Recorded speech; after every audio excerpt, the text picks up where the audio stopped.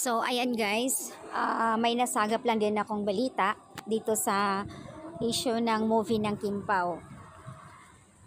Ayon sa kanila, hindi daw pumasa sa review ng mga namumuno and advisors ng Star Cinema nang sinabmit ng film rushes.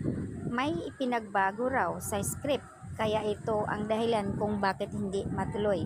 Kumbaga, para sa kanila is pagandahin ng mabuti bago ito ay ipalabas. Pero kasi, yun po yung comment. Pero kasi guys, ang issue kasi dito is nagde-decide sila na magbago without informing sa mga leads, lalo na sa Kim Pao. So yun yung point doon kasi kahapon 'di ba?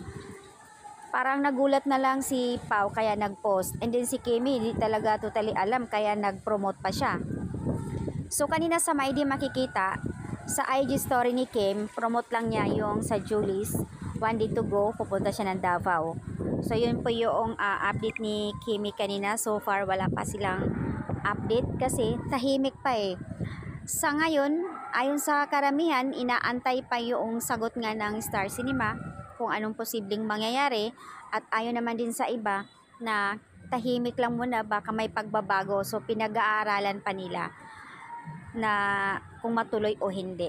So ayan, ang daming mga rumors, ang daming lumalabas talaga na issue, kaya sana lang maayos pa talaga.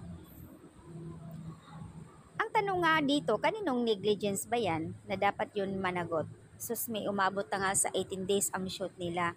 Kung kailan yung patapos magpo-promote, saka na lang sila magde-decide na ganito. Na ang masakit lang kasi sa part doon, yung mismo yung leads na late na sila. Late na nila nalaman. Mas nauna pa yung sa mga sa sinihan, sa Star Cinema. Kaya doon sila nagulat Siyempre, parang insulto, bypass para sa kanila, 'di ba? Ang dami. So, ayan guys, may post kanina si Kim sa kanya Facebook. Takbo na sa mga sinihan sa Feb 12.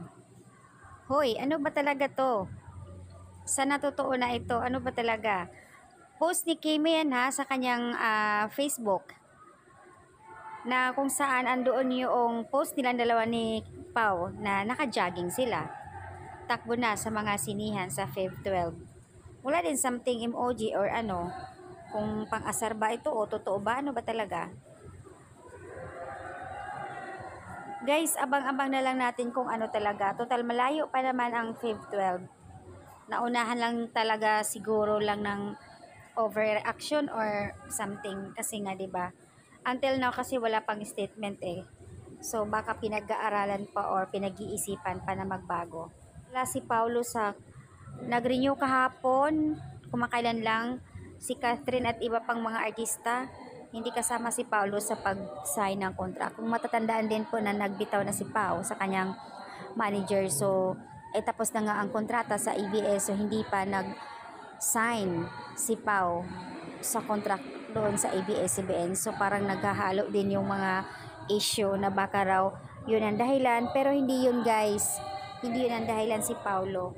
As in, sa kanila lang talaga doon mismo sa production, doon mismo sa Star Cinema.